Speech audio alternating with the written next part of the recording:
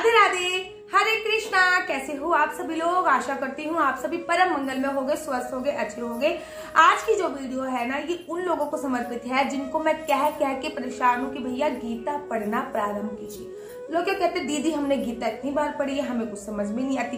जब भी हम गीता खोल के बैठते हैं, हमारे दिमाग में गीता की एक बात भी नहीं आती है। गीता में आखिर क्या लिखा है हमें समझ में नहीं आती। तो ये वीडियो आज उन्हीं लोगों के लिए है कि आपको कितनी बार गीता पढ़नी चाहिए, तब जाके आपको गीता समझ में आएगी।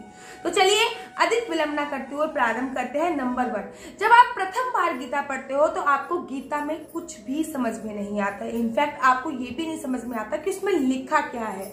जब आप दूसरी बार गीता पढ़ते हो तो आपको कुछ समझ में आने लगता है।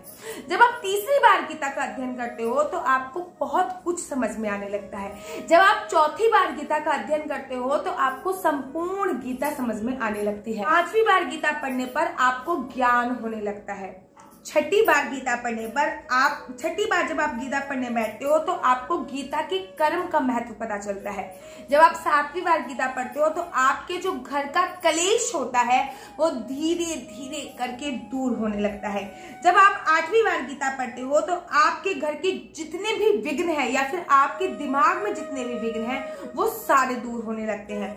जब आप नौवीं बार गीता पढ़ते हो तो घर में समृद्धि, धन दौलत, किसी भी प्रकार की ऐश्वर्य, हर प्रकार के सुख अपने आप आने लगते हैं। 10वीं बार गीता पढ़ने पर आप गीता की संपूर्ण जानकारी आपके पास हो जाती है, आप पूर्ण ज्ञानी हो जाते हो। 11वीं बार गीता पढ़ने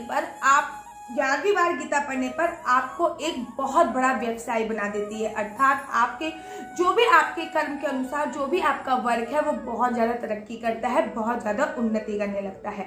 जब आप 12वीं बार गीता पढ़ते हो तो आप कृष्ण जी की समझ होने लगती है, आपको श्री कृष्ण जी की बुद्धि की प्रशंसा आप करने लगते हो, आपको साक्षात। 8वीं बार जब आप गीता पढ़ते हो तो आप कृष्ण जी के समान चतुर बन जाते हो। 13वीं बार जब आप गीता पढ़ते हो तो आप एक कुशल वक्ता बन जाते हो। 14वीं बार जब आप गीता पढ़ते हो तो आप ब्राह्मण, शूद्र, वैश्य इन सबसे ऊपर उठकर सोचने लगते हो। 17वीं बार जब आप गीता पढ़ते हो तो आपको मोक्ष की प्राप्ति होती है और 18वीं बार गीता पढ़ने पे आपको साक्षात वैकुंठ धाम की प्राप्ति होती है।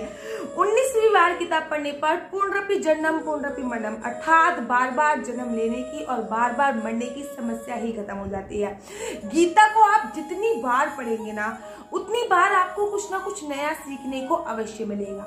जब भी मेरे हस्बैंड अभी पुणे शिफ्ट हो रहे थे तो मैंने उनको एक छोटी सी गीता, मैं ये नहीं कह रही कि आप रोज कंप्लीटली पूरी गीता पढ़ो। गीता एक ऐसा ग्रंथ है जिनके दर्शन करने मात्र से हमारे जन्मों जन्मांतर के पाप क्षीण हो जाते हैं। जब मेरे हस्बैंड पुणे शिफ्ट हो रहे थे तो मैंने उनको एक छोटी सी गीता उपहार स्वरूप दी कि ये हमेशा अपने पास रखना, एक हनुमान चालीसा, एक वो आपके वॉलेट में, आपके बैग में हमेशा एक गीता अवश्य होनी चाहिए।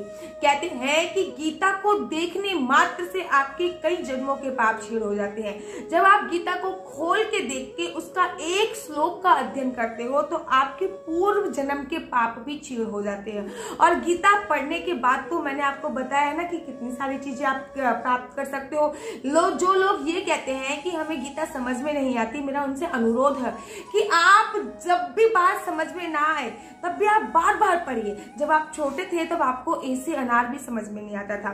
जब आप छोटे थे तब आपको आ से अनार भी नहीं समझ में आता था, ए फॉर एप्पल भी नहीं समझ में आता था, गिनती भी नहीं समझ में आती थी, लेकिन आपने बार बार प्रयत्न किया और आपने पढ़ा और आज आपको शिक्षा का महत्व पता होगा। ठीक इसी प्रकार से जब आप प्रथम बार गीता पढ़ेंगे तो आपको कुछ भी नहीं समझ में आएगा, लेकिन लगातार जब आप गीता पढ़ते रहेंगे तो आपको अवश्य ही आप लोक परलोक से ऊपर पहुंच जाएंगे। कैसी लगती है आपको मेरी वीडियो? अगर आपको मेरी वीडियो अच्छी लगती है तो आप अपना YouTube चैनल हरि बोल को लाइक से सब्सक्राइब करना बिल्कुल भी मत भूलिए। तब तक के लिए मुझे दीजिए इजाजत। राधे राधे, हरे कृष्णा, हरि बोल।